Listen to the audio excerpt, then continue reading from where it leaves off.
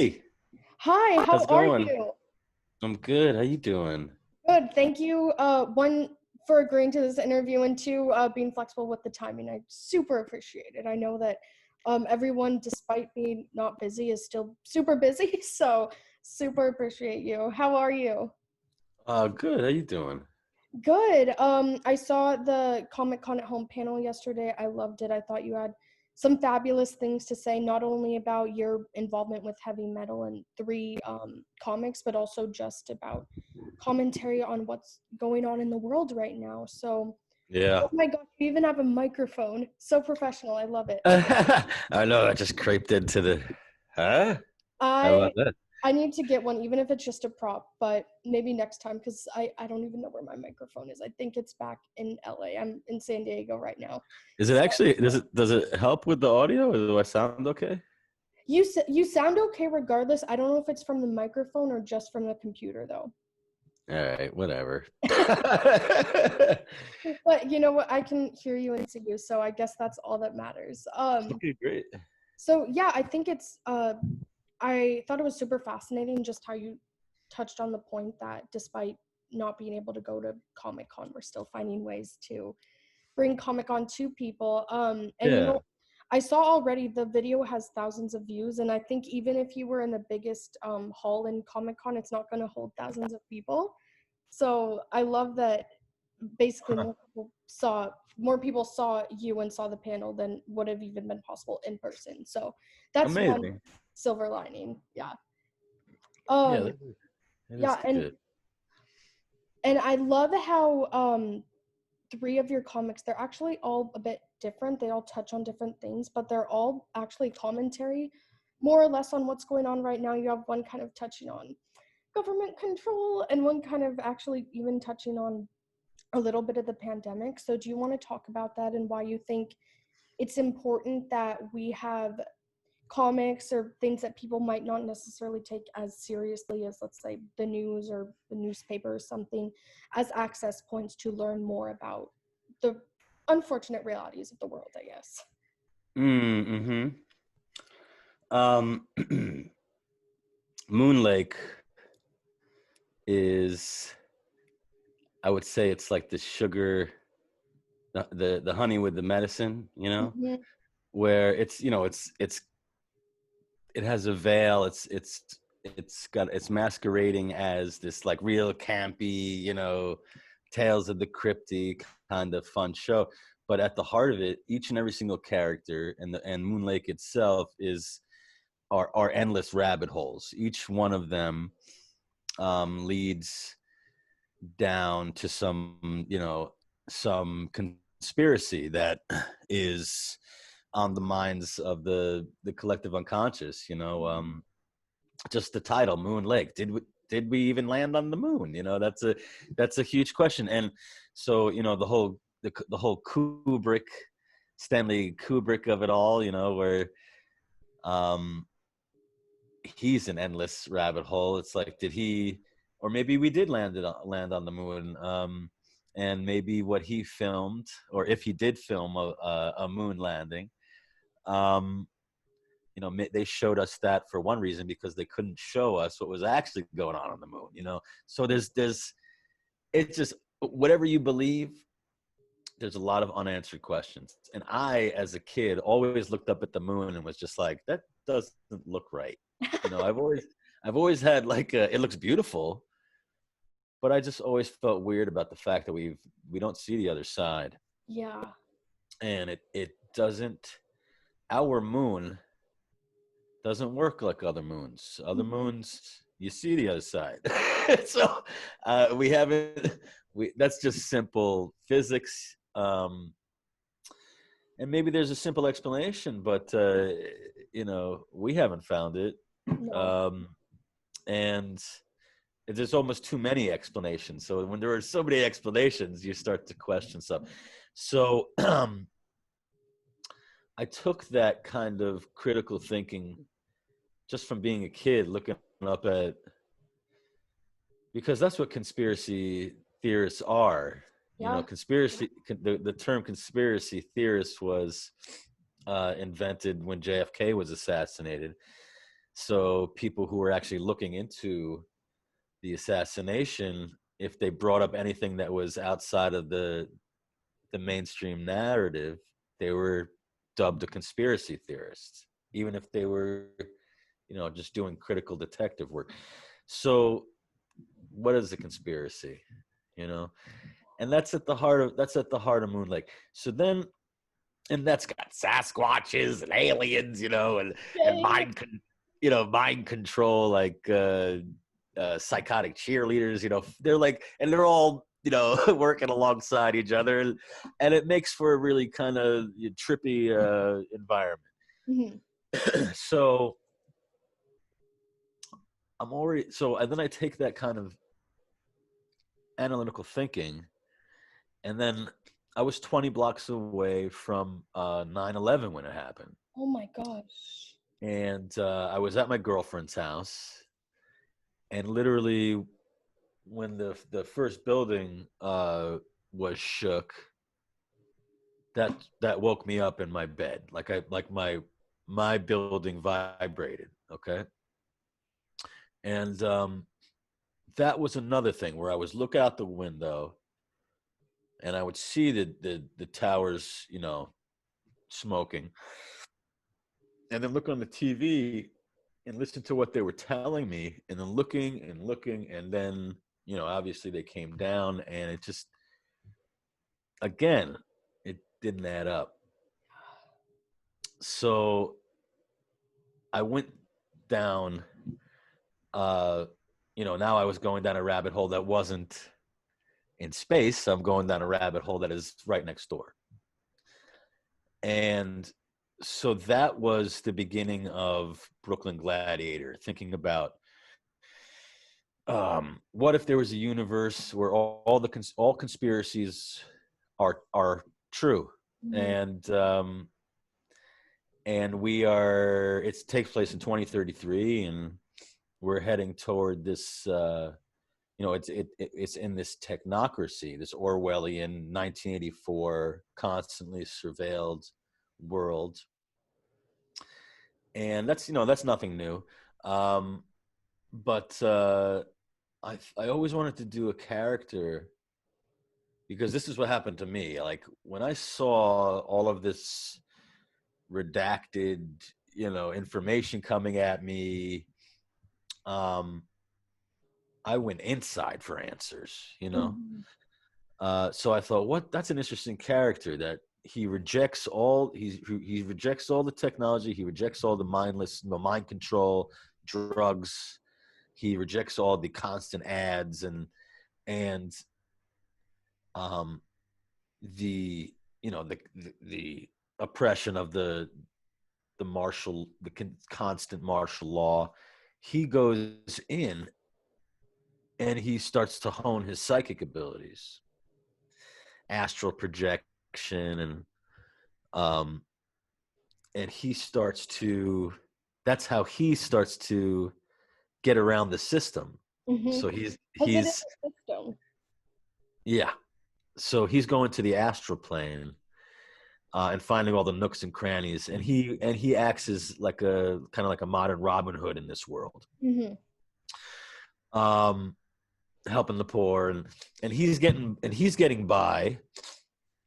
On the outside, he looks like John McClane and Schwarzenegger had a baby, and it's like, and he's like this, death cage match winning, guy, just surviving for his life. But on the inside, he's going through this real spiritual awakening. And I thought that was a real interesting character, someone that was trying to get to the truth, but having to navigate in a world that was filled with lies, and was just more machine than human anymore.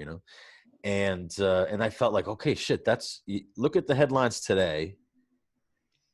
That's where we're headed. We're headed toward this technocracy if we let it go. Um, and then I thought, you know what? The lockdown happened. And then and well, I should back up. No worries. I started reading the headlines and I thought, oh my God, this is about 2-3 years ago. I thought, man, we're living the sci-fi dystopia right now. So I thought, well, maybe I should start writing something that takes place right now, ripped from the headlines, and is the seeds that sets up the technocracy that is Brooklyn Gladiators. So I wrote Fishkill, which is like it's like the movie Chinatown, which is also like conspiracy, endless rabbit hole. This the detective, no matter how far he digs, he's never going to get the answer that he wants. I took that idea and I thought, well, I always loved the idea of creating a hero where you weren't sure if they were the hero, or they weren't sure if they were the hero. Oh They yes. learned, they learned things about themselves that they're like, holy shit, maybe I am the villain. And that's Fishkill. He's this, anti-hero with a heart of gold. His thing is that he's like the patron saint of punks. That's what he's. Any street kids, like he's got a spot in his heart for them. He's always helping them out. And so he witnesses, he gets out of the police academy. He's like a young kid, and on his fucking day coming out of the police academy, 9/11 happens. So he's in the middle of that. And can you imagine that? Your first day of work? And he decides, you know what? I'm going to go win this war on my own. And he goes into the army. And he sees what the army, what that war was really about, you know? And he starts to wake up, except he gets pulled into these, remote viewing, Mm. MK Ultra, on because he has this he's just an incredible soldier, and they just make him into a perfect weapon. And they'd turn him into like a one-man army essentially, and they would send him into villages and they would just say kill everybody, but he couldn't kill children. So that would often fuck up the programming. So he was a loose cannon. So they wipe his brain and they send him back home, dishonorable discharge or whatever. They create a history for him, and now he's a detective. And he's a fantastic detective, and he's looking for missing children. And he knocks on the wrong door and pisses off the wrong person, and finds himself demoted to bridge duty. So now he's one of these guys. I don't know if you've ever been to Brooklyn. I have. I walk across the Brooklyn Bridge all the time, and I would see these guys, these cops who were in the three-wheel like meter maid cars, but just stuck like a little cage that they just sit in all day. It's both, and they just watch people. It's like you see those guys, and they're just watching everybody in their periphery. Yep. You're not there. It's like it's like an animal in a zoo. It's like they're in a cage themselves. And you look at them and you're like, oh my God, their spirit is broken. Nobody wants this detail, And they put Fishkill on the bridge. And he's like, story of my fucking life. And on the day, on the day that he's working on the bridge, an attack happens on the bridge, a terrorist attack that rivals 9/11. And he wakes up the next morning. He's down in the sewers. He doesn't know how the fuck he got there. He's all fucked up. He's bloody. And he's hearing rumors that he's the one that's being blamed for it. Oh. He's the Black Friday bomber. Okay? So now it's the fugitive. now he has to prove his innocence in this world that is totally corrupt, that is making him a scapegoat, a patsy, obviously. And he's this great detective, and he's trying to prove his innocence. And as as he goes down the rabbit hole, he starts to remember, Mm. who he really is. And he's like, my God, maybe I am a monster, you know? And so the idea of, which is also incredibly conspiracies that are very close to home, lone gunmen, patsies, dead men tell no tales, that kind of thing, where these events happen and they blame it on one person. And it's just it was a homegrown terrorist attack. You know what I mean? But you look at those things and you say, one, Lee Harvey Oswald didn't plan all that. You know what I'm saying? And there are these events that happen. So he's a Lee Harvey Oswald, and maybe he did have something to do with it. Something stopped him, you know, from really fully, committing to it. But because of his past, he's entwined in the corruption. But as we go along, we have to, figure out, is he really innocent? He has to figure out, am I really innocent? And I'm not going to give you any more, but it's a complex tale. And it's about these really real. Okay, so there's a lockdown in it. The bridge gets blown up, and they use it as an excuse to lock down the whole city. It becomes martial law. Suddenly, there's a reason for people adhering to curfews, because there's this mysterious flu going around. And it's patriotic to get a flu shot. Okay? These are just some of the the things that are in some of the themes that come up in the story, where you will read it and you will say, when the hell did these guys write this? When it seems like we wrote it, last month, but I wrote it a while ago. I wrote it like 2 years ago, and now it's freaky how it really mirrors and parallels the things that are happening today. Oh, yeah. That is very, very surreal. And obviously, I want to compliment you on having 3 distinct yet somewhat intertwined comics that are coming out. And if I could say, like, one thing back to you, like, because I could talk this with you for hours. Maybe we'll have to do like a longer form, like podcast type interview sometime, so we can just dive completely in.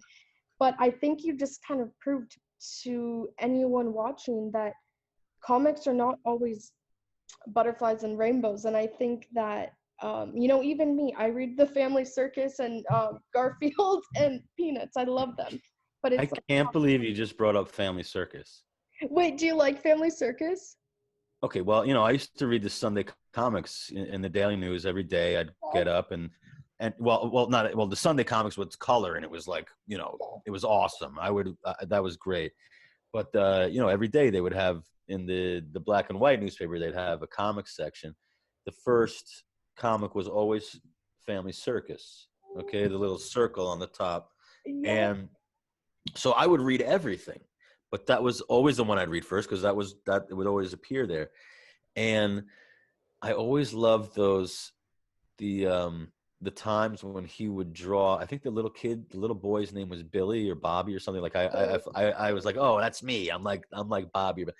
And he was like, he would get in trouble, and he would do these things where you'd see his whole day running all over the neighborhood. You remember what I'm talking about? Oh, exactly. Where he would, his mom or dad would tell him to go do something, like, go bring this letter to so and so, but you'd see him like this entire, he'd go all over the neighborhood and then end up there at the very end of the day. They're like, where were you? You know, Yep. but that whole, that spaghetti thing, I don't know why. I was thinking about that because oh man, this is intense. If you look like Grant Morrison was talking about this in his Disinfo um lecture. If you ever get a chance to watch that, from outside of the third dimension, that's what we look like. We're these, we come out of our mother and we are these worms. You were like You blowing know, my you see our entire life, you know, Yes. and we look. Are you digging that? Yes. I'm like, my mind is blown by like everything coming out of your mouth. I'm like, no, I love it. Yeah. So I was thinking about that today randomly, and I was like, family circus. I've been having these crazy fucking very psychic things, Parallel. synchronistic, very synchronistic connections, more and more and more and more and more, like so that it happens almost every hour on the hour now. It used to happen every day, but now it's like just there's some kind of thing going on. I love it. Well, maybe if you keep up the rate of, it was every day, now it's every hour, it's gonna happen like a million times just in speaking to you. Maybe we'll see. Yeah.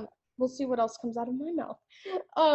So I had a couple more things. The main thing, of course, I wanted to touch on was just promoting the 3 comic books that were supposed to launch at Comic-Con, but they're still available for pre-order.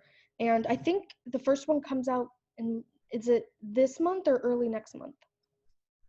Yeah, they all come out staggered Got it. Okay. over, so it's like August 1st and August 8th, and then like August 22nd for the last one. Perfect. Yeah. So everyone, of course, I'm going to put links down below for pre-order, and definitely check them all out. Obviously, you just got great synopsises from all of them, from Yeah. from the author himself. And for Family Circus, like, hey, Yeah, that and is a bonus. Circus. Oh my gosh, I love it. It's the best comic. But yeah, the other thing I wanted to talk about, Yeah. you actually kind of touched on it already. It was just about how your comics kind of come full circle, because you were a fan of heavy metal maybe before you should have been a fan of heavy metal. Yeah, yeah. But that just goes Yeah. back to the idea we were discussing earlier, like people sometimes need to be exposed to a harsher culture, and I didn't really realize that myself until somewhat recently, because I've always considered myself to be not necessarily sheltered, but I'm a Disney girl and I love butterflies and rainbows, but it's like I also need to see things for what they are, and comics or TV shows are a great way to do that without just having news or like documentaries that are super intense, like thrown in your face. So I guess I just wanted to obviously applaud you on that you were able to find a way to do that. So yeah, do you just want to talk about maybe why as a kid you thought that it was still important for you to kind of explore the unfortunately darker parts of history, I guess you could say? I feel like I'm an actor too, so we're taught by Shakespeare, to that it is important for us as the artists, as the jesters in the king's court, as we are, all of us performers. You are a jester, anyone who is orating, anyone who's connecting, podcasting, we are all entertainers, and it is our duty, like all jesters, to make the current events entertaining for the king. It's our job. How do you keep blowing my mind? Like, I didn't even realize that. I mean, then again, I'm like, so Shakespeare says, it has to, there's like a famous quote. We are to, what we do is to raise up a mirror to society, right? Now, sometimes that, certain directors like to warp the mirror, and like a certain fun there's exactly, and sometimes it's a fucking documentary and it's real, but and that's the fun of it. You make it your own. but at the core of it, all of us need to be talking about what's happening right now. Each comic book needs to be a time capsule, and they are. They Even really are.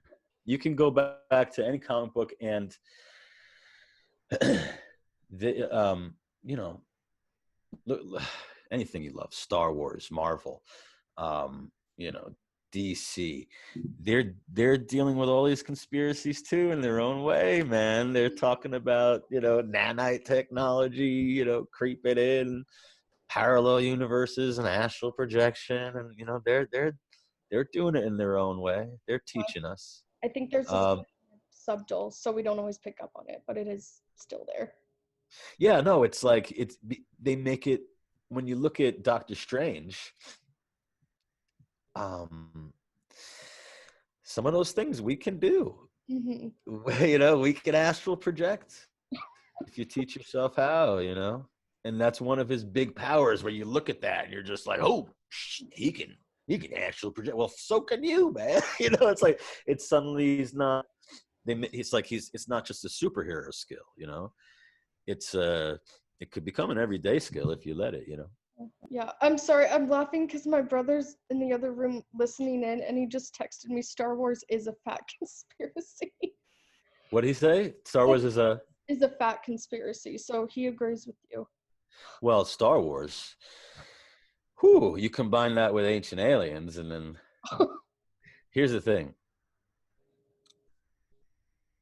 You know, they Ancient Aliens talks about, and that's on the History Channel, okay, and they're talking about, you know, how we were influenced in the past, and that how there were, you know, societies that were more advanced than us that have gone missing through time, and you look at Raiders of the Ark, Raiders of the Lost Ark, which is my favorite movie, Raiders of the Lost Ark. Um, there's an Easter egg in it, and if you look on the, I gotta blow your mind one more time.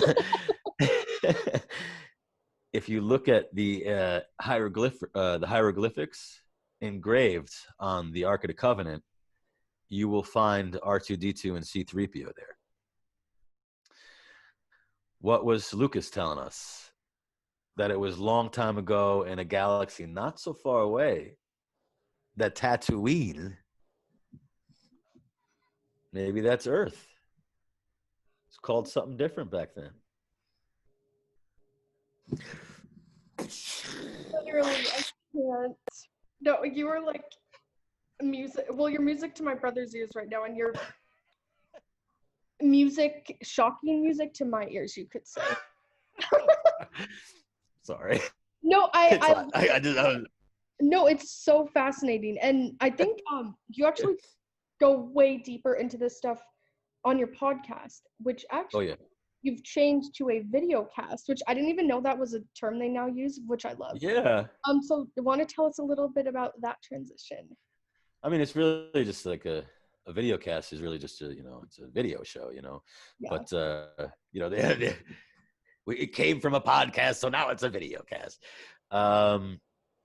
Dan Fogler 40 Experience podcast came from my love of watching movies. There's this thing now called 4DX movies where the seats move and there's wind, and you know, Yes. you feel like you're it's like it makes like a carnival ride out of the movie, you know? So fun. Which I love. It's not for everybody, you know. I like to turn the water off. I do not like the water spraying, you know, but you know, to each their own. But the podcast came out of me and my friends, you know, smoking pot, going to see a movie, seeing one of these crazy movies, and then going and we were talking about it afterward. Why not just record it? So it became that we were just, you know, and then the 40X people, they came on as our sponsor and they were like giving us free tickets to go see the movies. I was like, this is awesome. So then it became kind of, as it went along, it was me bringing like my celebrity friends on. So there's like celebrity interviews from, you know, all from the Fantastic Beasts and the Walking Dead universe, and everywhere in between you'll find somebody that you know that I've interviewed, and which is awesome. and then I've recently, because of my love of conspiracy, and because I've noticed that a lot of my friends and a lot of artists in general, they're they're very sensitive, and the veil is very thin for a lot of artists, you know. And I've had many experiences from beyond the veil, and so have they. So I've been collecting. I do this section called Tales from Beyond the Veil, which is like paranormal conversations, you know, really, you know, fun stuff like that, conspiracies. Um, and then I was just like, during this lockdown, I was just like, I think I have, you know, I was just focusing on the podcast because there was really nothing else to do there for a while. And I was like, let's expand this, you know, let's maybe, you know, do a video show, one of them video shows. And so I think we're on our second, or yeah, we did our second, and we've had some, you know, uh, uh, Cooper Andrews comes on from The Walking Dead. He's like my buddy. You know, he comes on all the time, and we have like Phil Lamar came on the last time. Samurai Jack, man, we're having a whole like Comic-Con theme, um, and now we have another show on August 8th, and we're getting Leah Thompson to be the special guest, and I think Ross. That's awesome, right? Because oh man, I love her from the Back to the Future movies, and so we're gonna create a whole show around, you know, our favorite time travel movies and stuff like that. It's fun, man. It's really fun. I love. Yeah, because everything is this now. I was like, I have to represent that with the 40X podcast, you know. Yeah, no, and I think it's a great way to adapt. And what's funny is a lot of times, like when we adapt to lockdown or something, you kind of either downsize or you put, I don't want to say less effort, but like you do things on a smaller scale. But I mean, audio to audio and video is obviously you're making it even bigger. So I thought that was really cool too, that it's both now. I don't know. Yeah, I always watched. I don't know. I don't know. It was just so much easier just to do an audio cast, and you can edit it and whatever, and you can do it on the fly wherever you're at. You don't need a studio or anything. And I would watch like Joe Rogan, and I'd be like, should I do that? Should I? But they're just, you know, they're just talking heads. You know, they're just talking to each other. You know, it's like I was just like, and they're not, and it's not this. They're actually just looking at each other. So you're just looking at profiles, you know, and I'm just like, what's my live show? And then I thought, you know, let's get creative with it. We do like cosplay contests and how many things can you do in this format, you know? And I So have a lot of ideas. I want to do like dance parties, and you know, like and really just like expand it, make it a fun time. Like you said, I feel like we're being naughty, you know. It's like we're defying. It's like we're on detention, yeah, but we're just like, fuck you, teach. You know, it's just like It's like let's still have Comic-Con. You know, don't tell the principal. You know what I yeah, mean? exactly. Except this I time the love it. principal is all for it. But yes, exactly. No, Yeah. Well, principals of society. yeah. Well, that's great. The principal was like the CEO of Comic Con. That principal is all for it, and has been great in getting Yeah. else turned out. So yeah. Awesome. Well, I want to first of all thank you for this interview and thank you for going over time with me. I was like, oh Oh my yeah. God, I'm really feeling this, and I felt bad because I think I told your people like 15 minutes, but I'm like, wait, we got talking. I don't want to end this because I still want to ask about these things. So thank you for willing to keep talking to me and not like ending the call. You gotta do a prank on your brother where you keep on talking like you're talking to me, and then you like sneak out and you scare the shit out of him. That would be awesome, except he went outside. Oh man, fuck it then. He went outside, but he thinks you're really awesome. So, um, All right. no, he was listening, and he had a question like something about the Sumerian cuneiform tablets. Oh yeah, he's If, on it, man. if you've seen them. Yeah, he's talking about the Anunnaki visiting the Sumerians. We're talking about this is all ancient alien stuff. Yeah, he Yeah. is so into that. I'll have to maybe you two can do a podcast sometime.